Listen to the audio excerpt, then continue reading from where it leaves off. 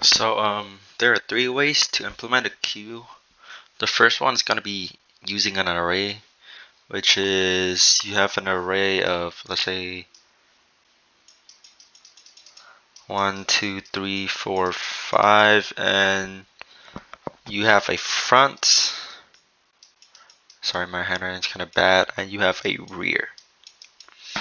So, in order to do enqueue, it's gonna add elements to the end and incremented rear. It's gonna be plus plus, and if you want to dequeue or remove the element for the front, you're just gonna be removing the front position and increment front. It's gonna be plus plus. Another way you can do is linked list, as we already known. So if you're gonna add an element, just update the rear pointer to a temp. Let's call this temp a node that we're inserting. Just update it, this rear pointer to point to the temp, and then set temp equal to the rear pointer. And if we want to delete a node, or if we want to delete or dequeue in a queue, we can set temp, equal to front, and front is equal to front dot next, which is this.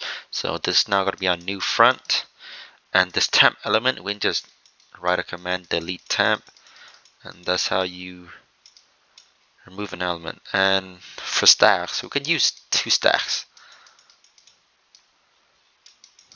Alright, and push for enqueue operation, you can push all of the elements into the first stack, which is, let's call this stack 1 and 2.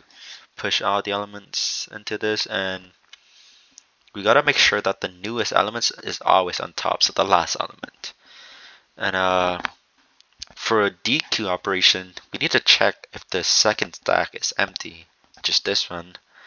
And if it's empty, you will pop out all of the elements from stack 1 onto stack 2, and then you can pop the stack 2 again to perform the dequeue operation by implementing 2 stacks.